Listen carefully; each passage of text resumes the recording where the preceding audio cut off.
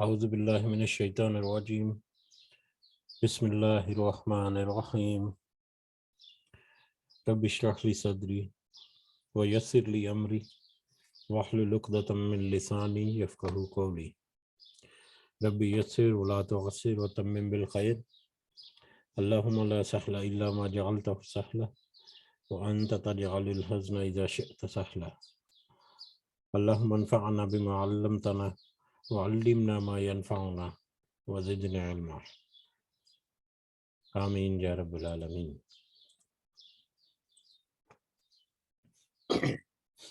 آج ہم انشاءاللہ اللہ کے خاص فضل و کرم سے، اس کی توفیق سے، اس کی خاص رہنمائی سے اور خاص رحمت سے ہمارے اوپر انشاءاللہ سورۃ التوبہ کی آیت نمبر 121 121 سے آنورڈ دیکھیں گے۔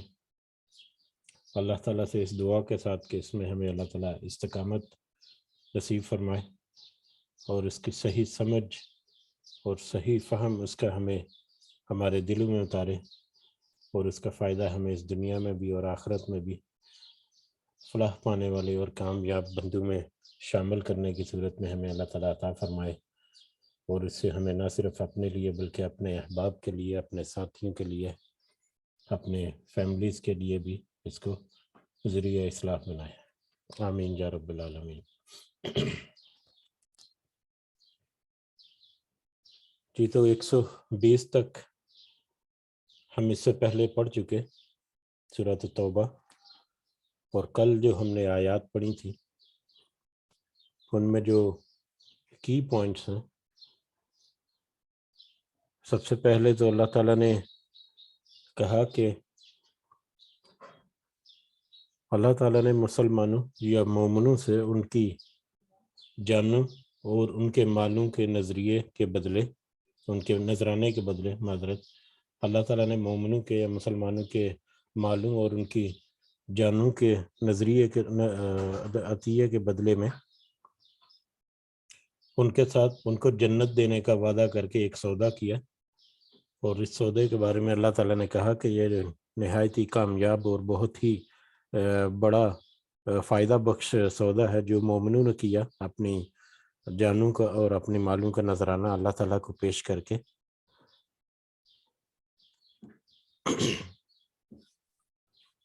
اور پھر ان مسلمانوں کی یا ان مومنوں کی کچھ خصوصیات بھی اللہ تعالیٰ نے ذکر کی قرآن میں، کہ ایک تو انہوں نے اپنی جانوں اور مالوں کا نذرانہ پیش کیا، اس کے علاوہ وہ توبہ کرنے والے، عبادت کرنے والے، اللہ کی تعریف کرنے والے، روزے رکھنے والے، یا اللہ کے راستے میں سیاحت کرنے والے،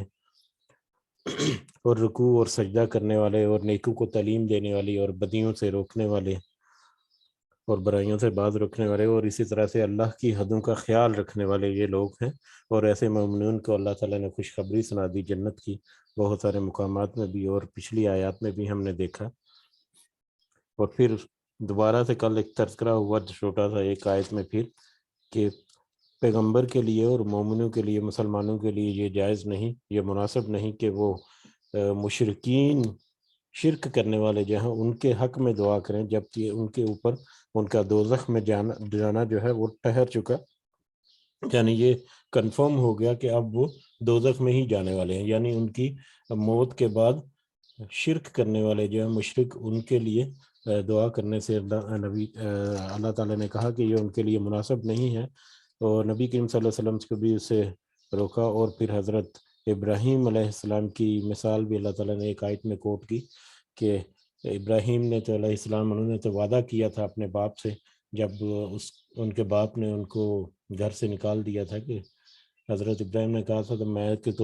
میں تو تیرے لیے ہدایت کی دعا کرتا رہوں گا، لیکن جب ان کو بھی پتہ چل گیا، جب ان کے اوپر واضح ہو گیا، یعنی جب ان کے باپ جو ہے وہ مر گیا، تو پتہ چل گیا کہ کیونکہ وہ کلمہ کفر پر مرا ہے، شرک پر ہی مرا ہے، تو اب تو اس کے اوپر جہنم جو ہے، دوزخ جو ہے وہ تو آ کر رہے گی اللہ تعالیٰ کے حکم کے مطابق، تو پھر اس کے لیے دعا کرنا انہوں نے بھی چھوڑ دی۔ اور پھر اس آیت کے بعد کچھ صحابہ کرام جو ہیں جنہوں نے پہلے دعا کی تھی اپنے اپنے مرے ہوئے بزرگوں کے بارے میں، تو وہ تھوڑے سے وریڈ ہوئے، تھوڑے سے پریشان ہوئے، تو پھر اللہ تعالیٰ نے مزید واضح کر دیا کہ اللہ تعالیٰ اس وقت تک جب تک گمراہ نہیں کرتا، اللہ تعالیٰ کسی اپنی قوم کو یا کسی قوم کو گمراہ نہیں کرتا جب تک کہ وہ ہدایت دے دے، اور ہدایت کے بعد ان چیزوں کو مزید واضح کر دے. جیسے کہ یہ ایک واضح بات ہے کہ دوسروں کے لیے، مشرکین کے لیے دعا کرنا، یہ ایک اچھی بات ہے، لیکن اس کے اوپر وضاحت آ گئی کہ اگر وہ فوت ہو جائیں، اگر وہ مر جائیں اور کلمہ کفر کی حالت میں مرے، تو پھر ان کے لیے دعا نہیں کرنی. یعنی ان کی زندگی میں تو آپ ان کے لیے ہدایت کی سب سے پہلے جو ان کے لیے دعا ہے وہ ہدایت کی دعا ہے کہ اللہ تعالیٰ ان کو ہدایت نصیب فرمائے، اور جب اللہ تعالیٰ ان کو ہدایت دے دے تو باقی ساری نعمتیں جو ہیں یقیناً ان کے لیے دعا اور ان کے لیے کوشش بھی ہوتی ہے. لیکن کفر کے اوپر مرے ہوئے لوگوں کے لیے دعا کرنا مناسب نہیں ہے کچھ آیات کی روشنی میں. پھر اللہ تعالیٰ نے ذکر کیا کہ پیغمبر پر اور مہاجرین پر مطلب اللہ تعالیٰ نے رحمت فرمائی، مہربانی فرمائی ہے ان کی طرف. ان کی توبہ سے مراد ان کا استغفار کرنا اور ان کو اللہ کی طرف رجوع کرنا بار بار اللہ تعالیٰ نے وہ قبول فرمایا. اور وہ لوگ جنہوں نے ایک تنگدستی کے عالم میں، ایک مشکل وقت میں نبی کریم صلی اللہ علیہ وسلم کا ساتھ دیا اس جہاد میں جانے کے لیے، تو ان کے بارے میں پھر حضرت کعب بن مالک اور دو جو دوسرے صحابہ تھے ان کی توبہ کی قبولیت کا بھی ذکر کیا آیت نمبر 118 میں، کہ ان کے اوپر بھی انہوں نے بھی اپنی توبہ جو ہے وہ پیش کی، پھر اس توبہ کے اوپر ڈٹے رہے. یہ اہم ہمارے لیے سمجھنا کہ توبہ پیش کی اور توبہ کے اوپر ڈٹے رہے، اور توبہ کی قبولیت تک ان کے اوپر کچھ آزمائشیں جو ہوئیں ان کو انہوں نے سہا، ان کو انہوں نے برداشت کیا، لیکن اپنی توبہ سے نہیں ہٹے، اللہ کی طرف رجوع کرنے سے پیچھے نہیں ہٹے. اور کیونکہ ان کو یقین تھا کہ اب جو بھی ہے کہاں جہاں مرضی چلیں گے جائیں، اب اللہ کے سوا ہمیں کوئی اور ٹھکانہ نہیں، اللہ کے علاوہ کوئی ہمارا اور سہارا نہیں. تو ان کے اس نتیجے میں، ان کے توبہ پر کھڑے رہنے کے نتیجے میں اللہ تعالیٰ نے ان کو پھر معاف بھی کر دیا، اور قرآن مجید میں ان کی آیات بھی ان کی قبولیت، ان کی مغفرت کے لیے یا ان کی توبہ کی قبولیت کے بارے میں آ گئیں. اور پھر کل ہم نے جو آخری آیت میں پڑھا تھا 120 آیت میں، کہ مدینہ میں رہنے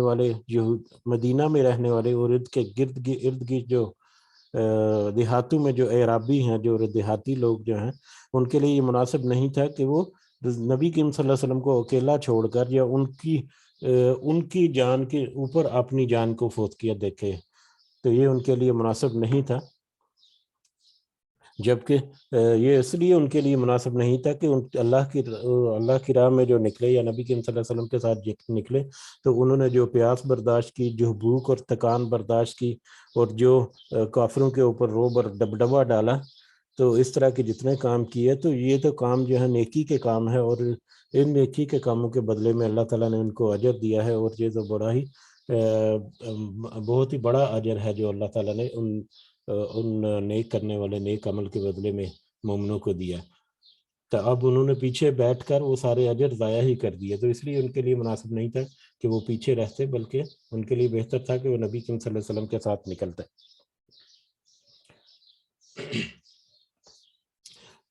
بڑھتے ہیں آگے آیت نمبر 121 کی طرف. اعوذ باللہ من الشیطان الرجیم. ولا ينفقون نفقہ، اور نہیں وہ خرچ کرتے کوئی خرچ، نہیں وہ خرچ کرتے کوئی مال، کوئی نفقہ، نان نفقہ جس بھی کہتے ہیں، صغیرۃ ولا کبیرۃ، چھوٹا اور نہ ہی کوئی بڑا، یعنی تھوڑا یا زیادہ، نہیں وہ کوئی خرچ کرتے مال اپنا تھوڑا یا زیادہ. ولا یقطعون، اور نہیں وہ طے کرتے کسی وادی کو، الا کتب علیہم، مگر کہ وہ لکھ دیا جاتا ہے ان کے لیے، کتب لہم، ان کے لیے لکھ دیا جاتا ہے، لیجزیہم، تاکہ جزا دے انہیں اللہ احسن، بہت اچھی، ما کانوا یعملون، اس کی وہ جو عمل کرتے تھے. اب یہی جو لوگ نبی کریم صلی اللہ علیہ وسلم کے ساتھ جہاد میں شامل ہوئے، پچھلی آیت میں جیسا ہم نے پڑھا تھا کہ ان کے لیے مناسب نہیں تھا کہ وہ پیچھے رکے رہتے، تو یہ جو شامل ہوئے ان کے لیے ہے کہ جو انہوں نے خرچ کیا، چاہے انہوں نے کم خرچ کیا یا زیادہ خرچ کیا، یا چاہے انہوں نے تھوڑا خرچ کیا یا زیادہ خرچ کیا، اور چاہے انہوں نے جتنا بھی وادیاں طے کی وہ کچھ نہیں کیا، مگر یہ کہ ان کے لیے لکھ دیا گیا، یعنی ان کا تھوڑا یا زیادہ مال خرچ کرنا اور ان کے لیے وادیاں طے کرنا، وادیاں یعنی ان کا سفر کرنا اور ان کے سفر کی مشکلات جو ہیں ان کو برداشت کرنا، نبی کریم صلی اللہ علیہ وسلم کا ساتھ دینا، یہ سارا، تو یہ سارا کچھ اس کے بدلے میں ان کے لیے لکھ دیا گیا۔ کیا لکھ دیا گیا؟ لیجزیہم اللہ احسنہ، کہ تاکہ اچھا اجر دے، بہت ہی اچھی جزا دے اللہ تعالیٰ انہیں، ان کے لیے بہت ہی اچھا جزا جو ہے، اچھا اجر جو ہے وہ لکھ دیا گیا، ما کان یعملون، اس وجہ سے کہ وہ تو عمل کرتے، جو انہوں نے عمل کیا تھوڑا یا زیادہ خرچ کر کے یا مشکل اور مشقت بڑا سفر طے کر کے، اس کے بدلے میں پھر ان کے لیے اچھا اجر جو ہے اللہ تعالیٰ نے لکھ دیا۔ وما کان المؤمنون، اور نہیں ہے لائق مومنوں کے، لینفروا کہ وہ سب نکلیں جہاد کے لیے، کافہ سب کے سب، اور نہیں لائق مومنوں کے، اور یہ نہیں مناسب مومنوں کے لیے، یہ نہیں ممکن نہیں مومنوں کے لیے کہ وہ سب کے سب جہاد کے لیے نکلیں۔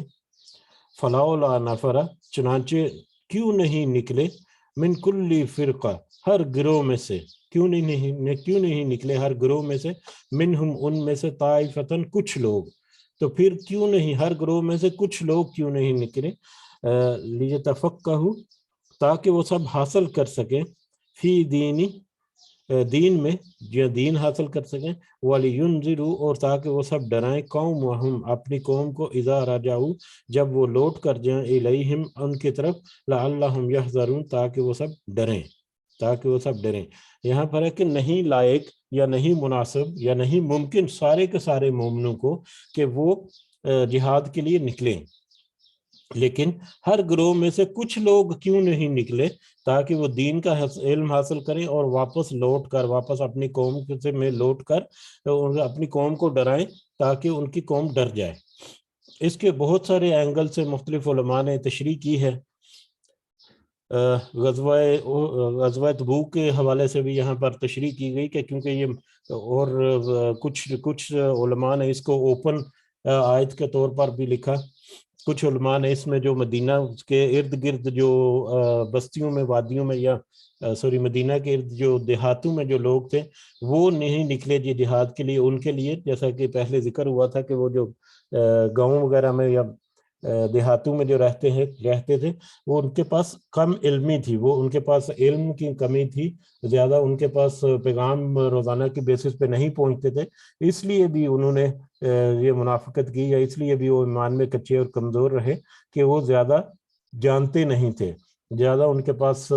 ہر وقت ان کی خبر نہیں پہنچتی رہتی تھی نبی کریم صلی اللہ علیہ وسلم کی، جیسے شہر میں رہنے والے جو ہیں وہ ہر وقت نبی کریم صلی اللہ علیہ وسلم کے پیچھے نماز بھی پڑھتے اور جمعہ بھی پڑھتے، اور ان کے دوسرے واعظ اور نصیحتیں بھی ان تک روزانہ کی بنیاد پر پہنچتی رہتی، تو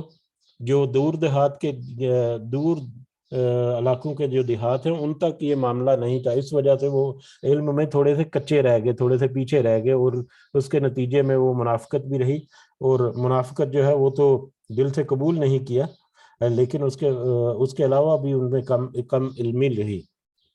لیکن اس کے باوجود اس آیت میں ذکر ہوا تھا کہ اس کے باوجود کچھ لوگ تھے جنہوں نے جو مطلب کچھ سمجھتے تھے یا جنہوں نے حصہ لیا جا کے جہاد میں،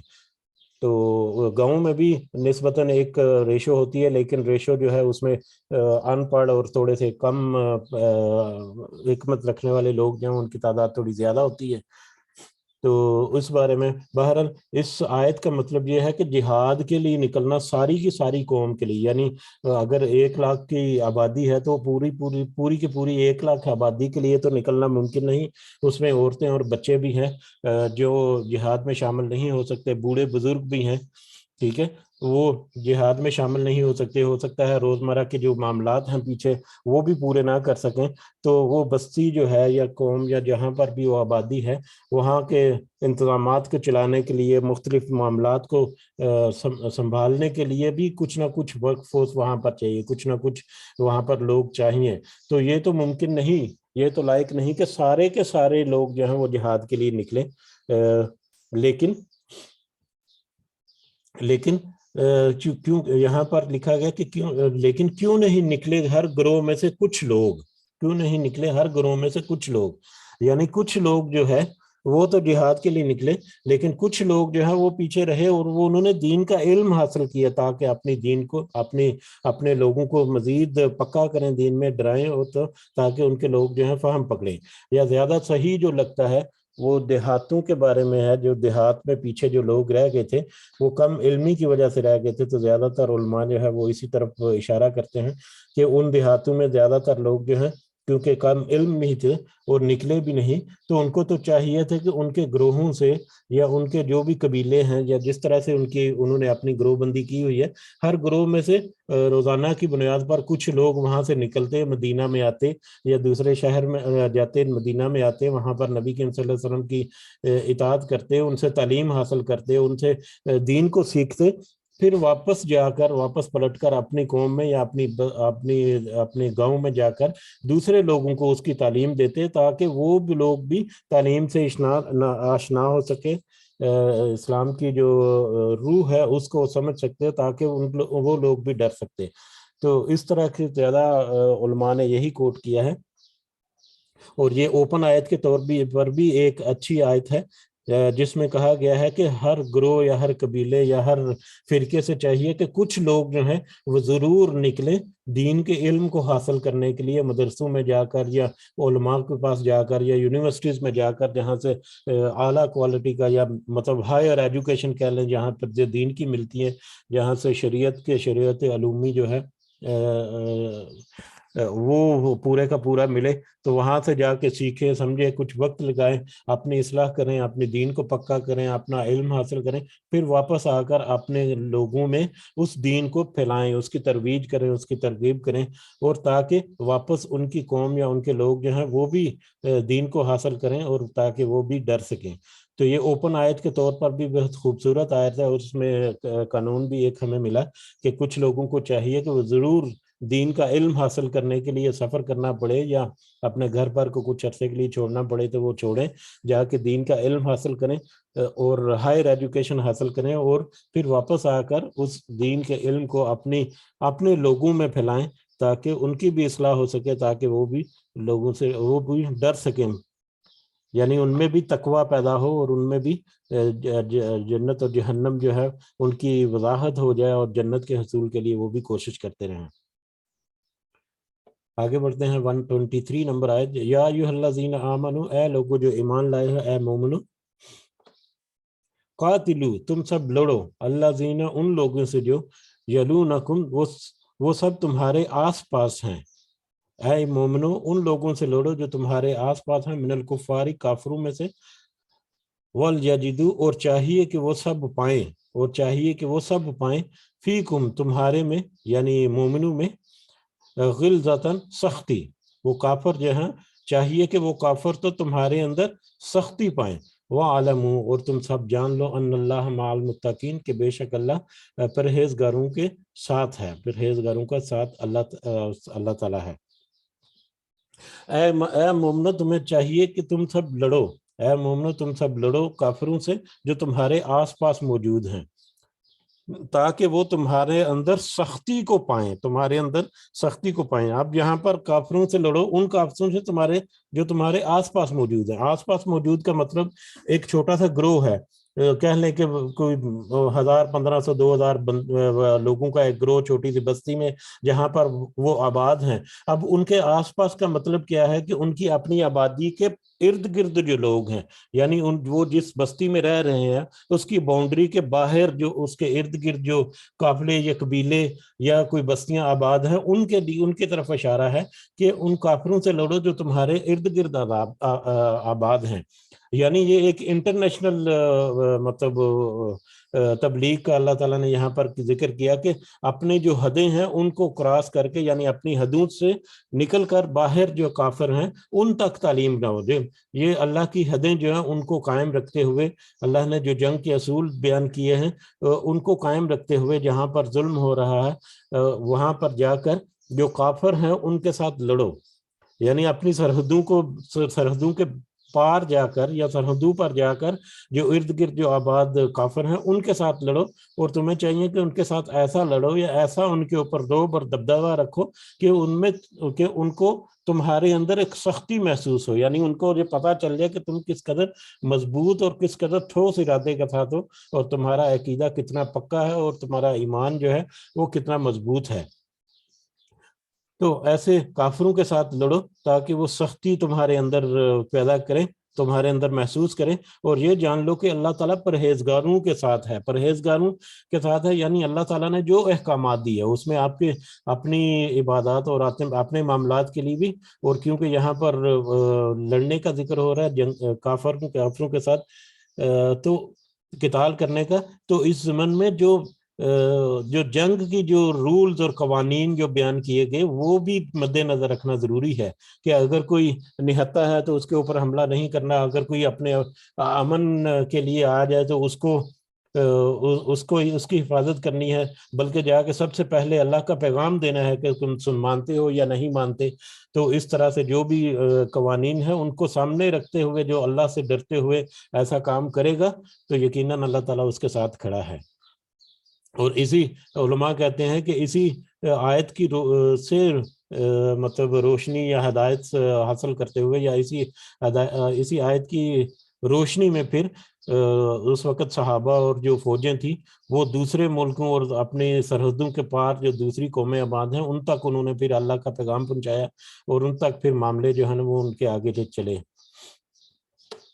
وَإِذَا مَا أُنزِلَتْ، اور جو ہی نازل کی جائے سورتن، کوئی سورت، یہاں پر دوبارہ منافقین کا اب ذکر آ گیا کہ جو ہی کوئی سورت نازل کی جائے، فَمِنْهُمْ، تو ان منافقوں میں سے کچھ ایسے ہیں، مَنْ يَقُولُ، جو کہتے ہیں، أَيُّكُمْ زَادَ، تم میں سے کون ہے جو زیادہ کیا ہو اسے، تم میں سے کون ہے کہ زیادہ کیا ہو اسے، هَذِهِ، اس نے یعنی اس سورت نے یا اس آیت نے، ایماناً، ایمان میں، تم میں سے کون ہے جو ایمان میں اس صورت کے سننے کے بعد تم میں سے کون ہے جو ایمان میں زیادہ کیا ہو۔ فَأَمَّا الَّذِينَ آمَنُوا، پس رہے وہ لوگ جو سب ایمان لائے، جو صحیح مومن ہیں، فَزَادَتْهُمْ، تو اس صورت نے ان کو تو زیادہ تر کر دی ایماناً، ایمان میں، وَهُمْ يَسْتَبْشِرُونَ، اور وہ سب بہت خوش ہوتے ہیں۔ یہاں پر مومنوں کا اور منافقین کا دوبارہ سے ایک تجزیہ کیا گیا کہ جب بھی کوئی صورت نازل ہوتی تھی تو یہ منافقین جو ہیں یہ آپس میں ایک دوسرے کو کہتے تھے کہ اب یہ نئی صورت آ گئی، ایک نئی آیت نازل ہوئی، نبی کریم صلی اللہ علیہ وسلم نے ایک قرآن کی ایک نئی صورت بتا دی، اب نیا کوئی حکم آ گیا، کوئی بات آ گئی، تو یہ آیت جو ہے یا یہ صورت جو ہے اس نے تم میں سے کس کو فائدہ دیا، کس کے ایمان کو بڑھا دیا، اس میں سے وہ آپس میں کہنے کہ مذاق کرتے تھے کہ لے جی ایک اور صورت آ گئی، اب اس صورت کا میرے اوپر تو کوئی اثر نہیں ہوا، تمہارے اوپر کیا اثر ہوا۔ تو اس طرح کی آپس میں مطلب منافقانہ باتیں اور آپس میں یہ کفرانہ جو قول تھے ان کے تھے کہ آپس میں کہتے تھے کہ مطلب کس کے ایمان کو زیادہ کر دیا اس آیت نے، جبکہ اللہ تعالیٰ کہہ رہے ہیں کہ وہ لوگ جو صحیح مومن ہیں، جو ایمان لائے ہیں، اللہ اس صورت نے تو ان کو زیادہ کر دی، یعنی اس صورت نے تو ان کے ایمان میں اور زیادہ اضافہ کر دیا ہے۔ جو مومن تھے، جو پہلے ہی پکے مومن تھے، ان کا ایمان زیادہ مضبوط ہو گیا اور وہ بہت خوش بھی ہوتے ہیں، یعنی وہ مومن جو صحیح معنوں میں ایمان لے کر آئے ہیں اور اس کے اوپر عمل کرنے والے ہیں، ان کے اوپر جب صورتیں نازل ہوتی تھی تو جو صورتیں پیش کی جاتی تھی تو وہ ان کو قبول کر کے ان کے ایمان میں اور مضبوطی آتی تھی اور وہ اس سے بہت خوش ہوتے تھے، خوشی سے اس کو قبول کرتے تھے۔ وَأَمَّا، اور رہے وہ لوگ، الَّذِينَ فِي قُلُوبِهِم مَرَضٌ، جن کے دلوں میں بیماری ہے، اور رہے وہ لوگ جن کے دلوں میں بیماری ہے، یعنی منافقت کی بیماری جن کے دلوں میں ہے، فَزَادَتْهُمْ، تو اس صورت نے زیادہ کر دیا ان کو، رجسن، پلیدی میں، تو اس صورت نے زیادہ کر دیا ان کو پلیدی میں، الی رجسہم، ان کی پلیدی کے ساتھ، یعنی ان کے اندر پہلے ہی ناپاکی موجود ہے، اس صورت کے نازل ہونے کے بعد ان کی ناپاکی اور بڑھ گئی اور زیادہ کر دیا ان کو پلیدی میں، ناپاکی میں، وماتوا،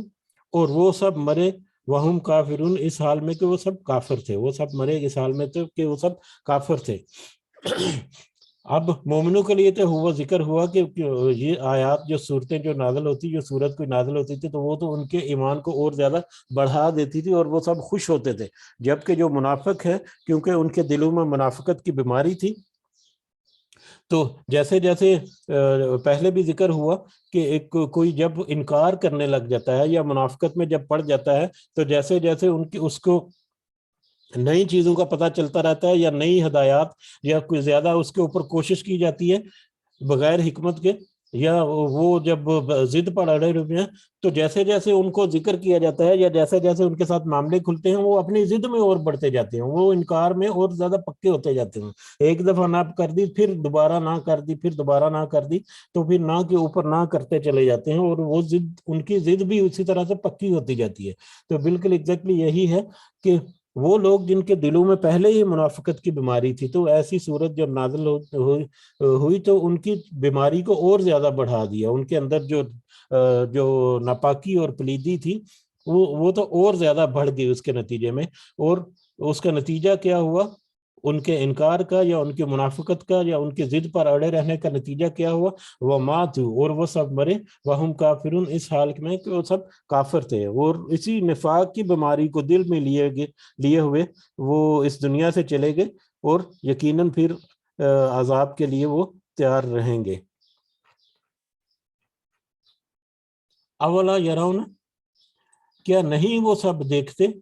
انہم یفتنون، کہ وہ بے شک وہ آزمائش میں ڈالے جاتے ہیں. یہ منافقین کے بارے میں بھی یہ ہے کہ کیا نہیں دیکھتے وہ کہ سب وہ آزمائش میں ڈالے جاتے ہیں، فی کل عام، ہر سال،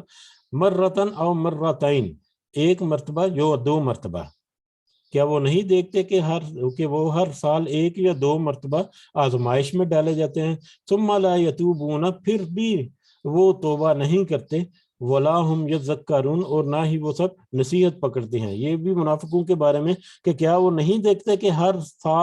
ہر ایک سال میں وہ ایک یا دو مرتبہ تو آزمائش میں ڈالے ہی جاتے ہیں، اس کے باوجود وہ توبہ نہیں کرتے اور نصیحت نہیں پکڑتے. ایک یا دو بار آزمائش میں ڈالے جاتے ہیں ہر سال، یعنی اب ہر وقت جو ہے نا کوئی نہ کوئی معاملہ ان کے سامنے آتا رہتا ہے. کسی نہ کسی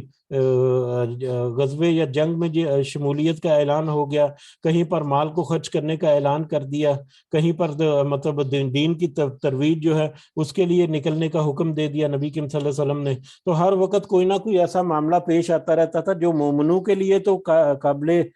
خوشی تھا، خوشی کا باعث تھا، لیکن منافقین کے دل پر بھاری ہوتا تھا. وہ تو اسی سے بچنا چاہتے تھے، جیسے غزوہ تبوک کے بارے میں کہ انہوں نے اپنا مال کو بچانے کی کوشش کی، اپنی جانوں کو بچانے کی کوشش کی. تو اسی طرح سے مطلب وقتاً فوقتاً ان کے پاس کوئی نہ کوئی ایسے تقاضے یا ایسی ریکوائرمنٹس آتی رہتی ہیں جس میں ان کو مال خرچ کرنے کے لیے کہا جا رہا ہو، کہ جس میں جیسے کہ جہاد میں شامل ہونے کے لیے کہا جا رہا ہو، جس میں ان کو بڑھ چڑھ کر اسلام کی تبلیغ کے لیے یا دوسری آبادیوں میں جا کر اسلام کو پھیلانے کے لیے کوئی ایسا ترغیب دی جا رہی ہو، اور وہ پھر ان کو انکار بھی کرنا پڑتا ہے اس سے، کیونکہ وہ منافق ہے. تو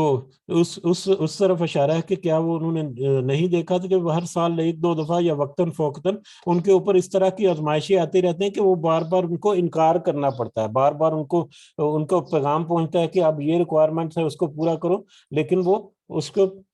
کو انکار کرنا پڑتا ہے. یہ ان کی آزمائش ہی تھی ایک طرح کی. اس کے باوجود وہ توبہ بھی نہیں کرتے اور نصیحت بھی نہیں پکڑتے. وَإِذَا مَا أُنزِلَتْ، اور جو ہی نازل کی جاتی ہے، سورۃ، کوئی سورت، اور جو ہی کوئی سورت نازل کی جاتی ہے، نظرہ، تو دیکھنے لگتے ہیں، بعضهم الی بعض، ایک دوسرے کی طرف. جو ہی کوئی سورت نازل کی جاتی ہے تو وہ ایک دوسرے کی طرف دیکھنے لگتے ہیں. حل یراکم، کیا دیکھ رہا ہے تمہیں، من احد، کوئی ایک، مومنوں میں سے، کیا مومنوں میں سے کوئی ایک دیکھ رہا ہے. ثم انصرفوا، پھر وہ سب پلٹ جاتے ہیں. صرف اللہ، پھیر دیے ہیں اللہ نے، قلوبہم، ان کے دل، بانہم، اس وجہ سے کہ وہ قوم لا یفقہون، ایسی قوم ہے جو سمجھتے نہیں ہیں. جب کوئی آیت یا سورت نازل ہوتی ہے تو وہ ایک دوسرے کی طرف دیکھتے ہیں، اور یہ بھی دیکھتے ہیں کہ کیا مومنوں میں سے کوئی دیکھ تو نہیں رہا. جب صورتیں نازل ہوتی تھیں جب مختلف آیات نازل ہوتی تھی تو ان میں بہت سارے معاملات، منافقوں کی جو دلوں کے اندر جو پوشیدہ باتیں ہیں ان کو بھی اللہ تعالیٰ نے بہت ساری آیات میں واضح کیا۔ اس کے علاوہ یہ جہاد کا حکم دیا، مال خرچ کرنے کا حکم دیا، اپنی جانوں کو پیش کرنے کا حکم دیا اللہ کے حضور، ٹھیک ہے۔ تو جب ایسی آیات نازل ہوتی تھی جو ان کے اوپر گراں گزرتی تھی، اور خاص کر جہاد میں شمولیت ہونے کے لیے آیات، یا منافقین کے بارے میں کہ منافق کیسے کرتے ہیں جو ان کے خلاف ہوتی تھی، یا جو ان کو سخت لگتی تھی، یا جن سے وہ دور بھاگتے تھے، جن احکامات اور جن آیات سے، جب اس طرح کی آیت جیسے مطلب کسی مجلس میں بیٹھے اور نبی کریم صلی اللہ علیہ وسلم نے فرمایا کہ یہ آیت نازل ہوئی ہے اور یہ اس طرح سے معاملہ ہے، یا اس طرح سے حکم آیا ہے، تو جو حکم یا جو آیت ان کو لگتا ہے کہ ان کے لیے گراں گزرتی ہے، تو جیسے ہی وہ آیت سنتے یا وہ موضوع شروع ہوتا تو وہ ایک دوسرے کی طرف، منافق ایک دوسرے کی طرف دیکھنے لگتے، نظریں بچا کر، اور یہ بھی دیکھتے کہ کہیں کوئی مومن جو ہے وہ تو نہیں دیکھ رہے ان کو، اور جب وہ دیکھتے کہ کوئی ان کو دیکھ نہیں رہا اور وہ تھوڑے سے سیف ہے تو وہ پیچھے سے ہی پیٹھ موڑ کر پلٹ دیتے، یعنی چھپ چھپا کے وہ دھیرے سے کہتے ہیں نا نیچا ہو کر نکل جانا، تو اس طرح سے وہ اس مجلس سے یا اس محفل سے یا اس جگہ سے وہ اپنے نظریں چرا کر، نظریں بچا کر نکل جاتے تھے، واپس پلٹ جاتے تھے۔ تو حقیقت تو یہ ہے کہ یہ وہ نہیں پلٹتے تھے، بلکہ وہ سب پھر اللہ نے ان کے دلوں کو پھیر دیا، یعنی ان کے دل میں نفاق تھا، اور نفاق جو ہے وہ اس کو نکالنے کے لیے تیار نہیں تھے، تو اس کا نتیجہ کیا ہے کہ در حقیقت اللہ نے ہی ان کے دلوں کو پھیر دیا کہ ٹھیک ہے تمہاری ضرورت بھی نہیں اور تم اپنے نفاق میں ہی پڑے رہو اور اسی حالت میں تمہاری موت آئے گی۔ پھر اللہ نے ہی ان کے دلوں کو پھیر دیا، اور یہ اللہ نے ان کے دلوں کو اس لیے پھیر دیا کہ وہ سارا کچھ واضح ہونے کے باوجود وہ اس کو قبول نہیں کرتے تھے، اس کو سمجھتے نہیں تھے، اس کو سمجھنے کی کوشش نہیں کرتے تھے۔ وہ مطلب جیسے کہ انسان کے پاس تو اللہ تعالیٰ نے ایک فطری طور پر دیا ہوا اختیار کہ وہ برائی اور اچھائی کو سمجھے اور اس میں سے ایک راستہ اختیار کرے، تو اس میں وہ اچھائی کا راستہ ہی اختیار نہیں کرتے تھے، تو اللہ تعالیٰ نے ان کے دلوں کو پھیر دیا۔ لقد جاءکم رسول، البتہ یقیناً، بل بلا شبہ یقیناً آیا تمہارے پاس رسول، ایک رسول، من انفسکم، تمہارے ہی نفسوں میں سے، بے شک تمہارے پاس ایک رسول آیا صلی اللہ علیہ وسلم، تمہارے ہی انسانوں میں سے یا تمہارے ہی نفسوں میں سے، تمہارے ہی درمیان، تم لوگوں میں سے، عزیز، بہت گراں گزرتا ہے، علیہ، اس پر، ما عنتم، جو تم، اس پر کہ تم مشقت میں پڑو، بہت گراں گزرتا ہے، بہت بھاری ہوتا ہے، بہت مشکل گزرتا ہے اس پر، یعنی نبی کریم صلی اللہ علیہ وسلم پر، ما عنتم، کہ تم مشقت میں پڑو، حریصن، بہت حریص ہے، یعنی نبی کریم بہت حرص رکھتے ہیں کس چیز کی، علیکم، تمہارے اوپر بھلائی کی۔ نبی کریم صلی اللہ علیہ وسلم کے بارے میں آ رہا ہے کہ وہ ان کو تمہارے اوپر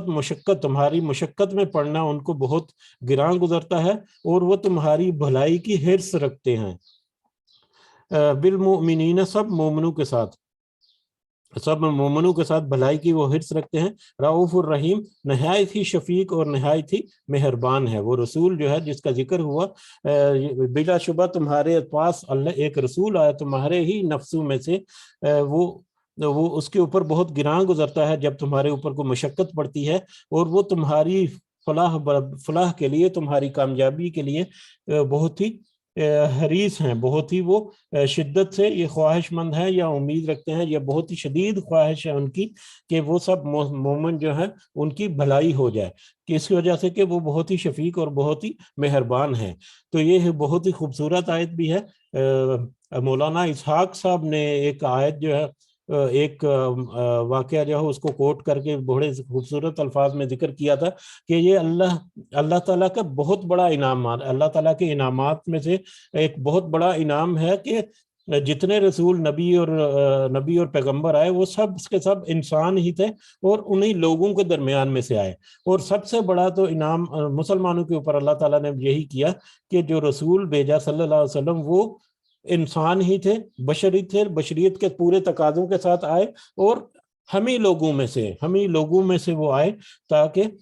جتنے انسانوں کو جتنے بھی مطلب مسائل لاحق ہیں تاکہ وہ سب ان کے ساتھ بھی پیش ہوں اور ان کے اوپر وہ حجت ہو جائیں کہ انہوں نے پریکٹیکلی وہ سارا کچھ کر کے دکھایا جو دوسروں کو کرنے کا کہا جا رہا ہے، جو اللہ تعالیٰ نے حکم دیا پریکٹیکلی وہ سب کچھ کر کے دکھایا. ٹھیک ہے، تو یہ ایک بہت بڑی کرم نوازی ہے اللہ تعالیٰ کی مومنوں پر. مولانا اسحاق صاحب کے میں بات کر رہا تھا کہ وہ سجدہ صاحب کی مطلب ایکسپلینیشن کرتے ہوئے انہوں نے کہا تھا کہ یہ اللہ تعالیٰ کے ایک بہت بڑا کرم ہے کہ ہم ہی سے ہی، انسانوں میں سے ہی اللہ تعالیٰ نے رسول بھیجا، کوئی فرشتہ نہیں بھیجا، انسان کو رسول بنا کر بھیجا کہ وہ سارے کے سارے جو بشریت کے تقاضے ہیں ان کے مطابق عمل کر کے دکھائے. وہ سجدہ صاحب کے بارے میں تھا کہ اب نبی کریم صلی اللہ علیہ وسلم نے 4 فرض نماز پڑھانی تھی تو 2 فرض نماز پڑھا کر انہوں نے سلام پھیر دی. اب صحابہ کرام جو ہے وہ ڈرتے مطلب کئی دفعہ ڈرتے تھے کہ وہ مطلب اس طرح سے کرید کر سوال پوچھنا، اس سے منع بھی کیا گیا. پچھلی آیات میں ہم نے پڑھا کہ کرید کر سوال مت پوچھو، اس سے مطلب اس سے معاملات خراب بھی ہو سکتے ہیں. بہرحال تو صحابہ کریم نے نوٹ تو کیا کہ 4 کے بجائے 2 رکعت پڑھی ہیں، لیکن کسی کو ہمت نہیں ہے. بہرحال ایک صحابی جو تھے انہوں نے اٹھ کر نبی کریم صلی اللہ علیہ وسلم سے پوچھ ہی لیا کہ حضور یہ بتائیں کہ کیا نماز جو ہے وہ چھوٹی ہو گئی ہے، نماز کم کر دی گئی ہے،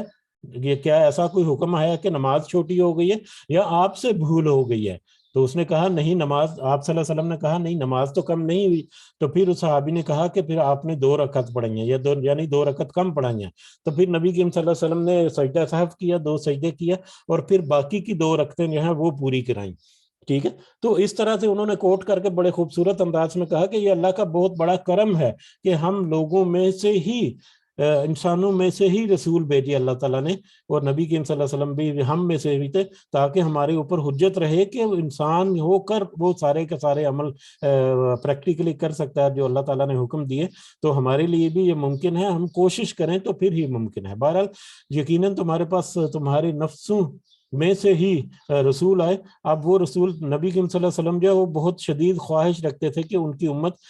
جو ہے وہ ساری کی ساری مومن ہو جائیں اور سارے کے سارے صحیح رستے پر چلتے رہیں. تو یہ اس کے بارے میں ہے کہ وہ تو ان کے اوپر بہت ہی مشقت پڑتی تھی، بہت ہی گراں گزرتا تھا کہ جب وہ مسلمانوں کو مشقت میں دیکھتے تھے، اور وہ مومنوں کی بھلائی کے لیے بہت زیادہ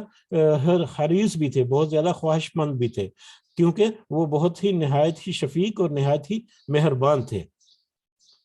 یہ صحیح بخاری کی ایک حدیث میں نے یہاں پر کاپی کی ہے. نبی صلی اللہ علیہ وسلم نے فرمایا میں تمہیں تمہاری پشتوں سے پکڑ کر کھینچا ہوں، لیکن تم مجھ سے دامن چھڑا کر زبردستی نار جہنم میں داخل ہوتے ہو. اس کا ذکر پہلے بھی ہم نے کیا تھا کہ نبی صلی اللہ علیہ وسلم جو ہے وہ تو پیٹھوں سے پکڑ کر جہنم میں گرنے سے انسانوں کو بچا رہے ہیں، لیکن ان کی قوم میں سے اکثر لوگ جو ہیں وہ اس کو قبول نہیں کرتے اور زبردستی سے بس جہنم میں جانے کی کوشش میں لگے ہوئے ہیں. تو یہ بہت واضح حدیث بھی ہے، اس کو مزید ایکسپلین کرنے کا بھی وقت بھی نہیں، اور میرا خیال ہے کہ ہم سمجھ بھی چکے ہیں، پہلے بھی یہ حدیث کوٹ کی گئی ہے کہ نبی صلی اللہ علیہ وسلم کتنی محبت اور کتنی عقیدت رکھتے تھے، اور کتنا ان کے دل جو ہے وہ ہر وقت کھٹکتا رہتا تھا کہ ان کی قوم جو ہے وہ مومن ہو جائے، اسلام کی طرف آ جائے تاکہ وہ جہنم سے جانے سے بچ جائے. آخری آیت اس سورہ کی فَإِن تَوَلَّوْا، پھر اگر وہ سب منہ موڑ لیں یعنی منافق جو ہیں وہ منہ موڑ لیں، کافر جو ہیں وہ منہ موڑ لیں، یا کوئی بھی اگر سارے کے سارے بھی، یا اگر پھر بھی وہ سب منہ موڑ لیں، فَقُلْ، تو آپ کہہ دیجئے. نبی صلی اللہ علیہ وسلم کہہ رہا ہے اگر پھر بھی وہ منہ موڑ لیں، زیادہ تر یہاں پر کافروں اور منافقوں کے بارے میں ہی ہے، لیکن پہلی آیات میں ہم نے پڑھ چکا ہے کہ نبی صلی اللہ علیہ وسلم کے لیے کہا کہ چاہے کوئی بھی تمہارا ساتھ نہ دے، تم اللہ کے حکم کے اوپر قائم رہو. یہ ہم نے اس طرح کے مفہوم کی کچھ آیات بھی پڑھی ہیں پیچھے. تو پھر اسی کے مطابق اگر دیکھیں کہ اگر وہ سب منہ موڑ بھی لیں، سارے کے سارے منہ موڑ لیں، تو پھر بھی فَقُلْ، تو آپ کہہ دیجئے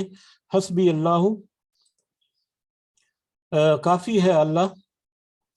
اللہ مجھے، لا الہ الا ہوا، نہیں ہے کوئی معبود مگر وہی، اس کے سوا کوئی معبود نہیں، علیہ، اسی پر میں توکل کرتا ہوں یا میں بھروسہ کرتا ہوں، اسی پر میں بھروسہ کرتا ہوں، وَهُوَ رَبُّ الْعَرْشِ الْعَظِيمِ، اور وہی عظیم عرش عظیم کا رب ہے، اور وہی عرش عظیم کا رب ہے۔ حسبی اللہ لا الہ الا هو علیہ توکلت وہو رب العرش العظیم۔ اگر سارے کے سارے بھی تو آپ سے منہ پھیر لیں تو پھر بھی آپ کہہ دیجئے کہ مجھے اللہ ہی کافی ہے، اس کے سوا کوئی معبود نہیں، اور میں نے اس پر بھروسہ کیا، اور وہی عرش عظیم کا مالک ہے۔ یہ بہت خوبصورت دعا بھی ہے، بہت خوبصورت آیت ہے،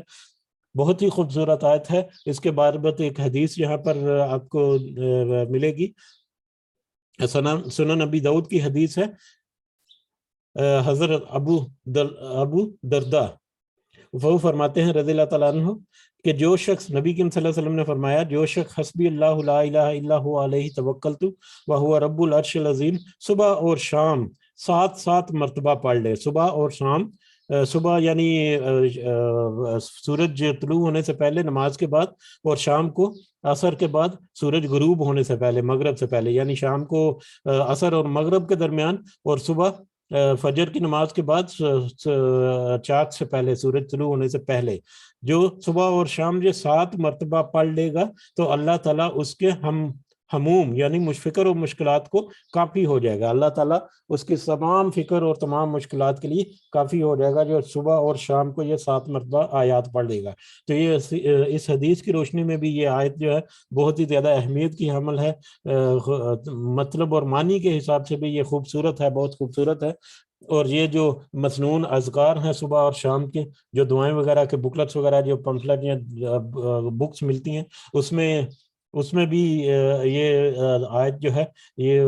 صبح اور شام کی دعاؤں یا اذکار میں یہ شامل ہوتی ہے۔ تو ہم انشاءاللہ مجھے امید ہے کہ سارے کرتے ہوں گے۔ بہرحال اس کی ترویج دیں، دوسروں کو بھی ترغیب دیں کہ یہ صبح اور شام جو ہے دوسرے اذکار کے ساتھ یہ آیت جو ہے اس کو بھی ضرور پڑھا کریں۔ حسبی اللہ لا الہ الا هو علیہ توکلت وہو رب العرش العظیم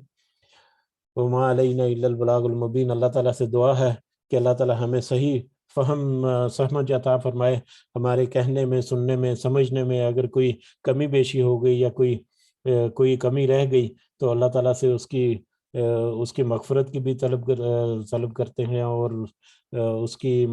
توبہ کی قبولیت کی امید کے ساتھ اللہ سے دعا بھی کرتے ہیں کہ ہمیں مطلب صحیح راستے پر لگا، اور صحیح اصلاح ہماری بھی اللہ تعالیٰ ہمیں ہدایت دے کہ ہم اپنی اصلاح بھی کریں اور اپنے ساتھیوں بھی کریں۔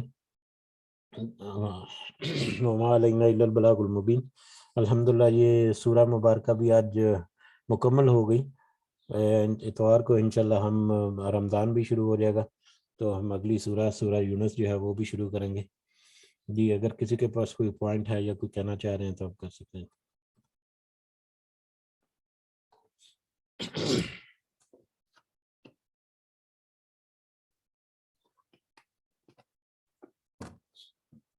جی اگر کوئی پوائنٹ نہیں ہے تو اجازت چاہتے ہیں انشاءاللہ۔ سب کو دعاؤں میں ضرور یاد رکھیں، رمضان کو ضرور ذہن میں رکھیں، اور رمضان کا شعبان کا آخری دن چل رہے ہیں آج کل۔ رمضان جی آمد ہے، اس سلسلے میں جتنا آپ کر سکتے ہیں، اور خاص کر رمضان شروع ہونے سے پہلے جو غریب اور مستحق فیملیز ہیں ان کی کسی نہ کسی طرح سے خدمت کریں تاکہ وہ ضرور مطلب اچھے طریقے سے رمضان رکھ سکیں۔ اور کچھ قومیں اس وقت ایسی ہیں جیسے خاص کر افغانستان کا میں ذکر کروں کہ وہاں پر بہت ہی غربت اور بہت ہی تنگ دست ہیں لوگ، جو وہاں پر بہت ساری تنظیمیں ہیں جو بہت ہی اچھا کام کر رہی ہیں اور بہت ہی اچھے طریقے سے وہ مینج کرتی ہیں آپ کے صدقات اور عطیات کو، تو ان تک اپنے صدقات اور عطیات بھی کچھ تھوڑا بہت جتنا آپ کے لیے ممکن ہے وہ پہنچائیں تاکہ ان دور دراز علاقوں میں بھی مطلب خوشحالی جا سکے یا ان کے لیے بھی آسانی ہو، اور اس میں آپ کا حصہ بھی شامل ہو جائے۔ اس میں جماعت اسلامی کا میں تذکرہ کرنا چاہوں گا، سیاسی اعتبار سے نہیں، مذہبی اعتبار سے، تنظیم سازی کے اعتبار سے وہ بہت ہی اچھے کام کر رہے ہیں، اور پہنچ کر دور دراز کے علاقوں میں، اور افغانستان کے لیے بھی ان کی کمپین چل رہی ہے، تو ان کو عطیہ دیں یا اوپنلی جہاں پر بھی آپ جماعت اسلامی میں نے اس لیے گیا الخدمت کے نام سے جو ہے نا، جماعت اسلامی کی تنظیم ہے الخدمت، تو ان کو آپ عطیات دیں، کیونکہ اس کا میں نے مطلب چیک بھی کیا تھا ساری اتھینٹسٹی. بہرحال اوپن ہے، آپ کسی بھی تنظیم کے تھریے یا خود کوشش کرے جو، تو وہ تو سب سے بڑی بات ہے. لیکن آج کل کے حالات کے مطابق ظاہر ہے تھوڑا سا مطلب مشکل ہی ہوتا ہے، اور سارے کے سارے نکل بھی نہیں سکتے. کہ جیسے ہم نے آج کی آیت میں، آج ہم نے پڑھا بھی ایک آیت میں کہ سارے کے سارے نہیں، لیکن کچھ لوگوں کو ضرور نکلنا چاہیے. تو یقیناً ان تنظیموں میں کچھ لوگ ایسے ہیں جو اس کے لیے کام کر رہے ہیں، تو ہمیں چاہیے کہ ان کو بیک اپ سپورٹ دیں، ان کا ساتھ دیں، تاکہ وہ اپنے مشن میں کامیاب ہوں اور ان کے اجر میں آپ کی شمولیت بھی ہو جائے. جزاکم اللہ خیراً. دعاؤں کو یاد رکھیں. اللہ تعالیٰ سب کے لیے آسانیاں فرمائے. والدین کے لیے ضرور دعا کریں، اپنے بچوں کے لیے ضرور دعا کریں. دعائیں جو ہیں وہی کسی نہ کسی طرح سے قبول ضرور ہوتی ہیں، کبھی بھی رد نہیں ہوتی. ہمیں ظاہری طور پر پتہ چلے کہ دعا جو ہے اس کا اثر ہو رہا ہے یا نہیں ہو رہا، اس سے کچھ فرق نہیں پڑتا. لیکن آپ کے زبان سے ادا کیے ہوئے دعا کے الفاظ جتنی اچھی نیت کے ساتھ ادا کیے جائیں گے، اتنی اچھی نیت کے ساتھ، اتنی ہی اچھی طریقے سے اللہ تعالیٰ جو ہے اس کو ضرور سنتے ہیں. یہ تو ممکن نہیں کہ دعا کو اللہ تعالیٰ نہ سنے. ہاں، اس کو لوٹائے جانے کے 2-3 جو سٹیپس ہیں، وہ ایک الگ بات ہے کہ یا تو وہ دعا اسی طرح سے قبول ہو جائے، یا اس کے بدلے میں کوئی سختی پریشانی یا کوئی آزمائش یا کوئی بلا ٹل جائے. یا تیسرا ہے کہ اگر دونوں میں سے نہیں ہوتا تو تیسری صورت میں تو وہ دعا اللہ کے ہاں محفوظ ہو جاتی ہے، اور قیامت کے دن اس دعا کا بدلہ اللہ تعالیٰ جو ہے وہ عطا فرمائیں گے. تو اس لیے جتنی دعائیں ہم کر سکتے ہیں ہمیں ضرور کرنی چاہیے، ریگارڈلیس کہ ہمیں لگتا ہے کہ قبول ہو رہی ہیں یا نہیں. ان دعاؤں کی قبولیت جو ہے وہ اللہ کے ذمہ ہے. ان دعاؤں کا لوٹانا اللہ کے ذمہ ہے، وہ کسی نہ کسی صورت پر ہمیں ضرور لوٹائے گا.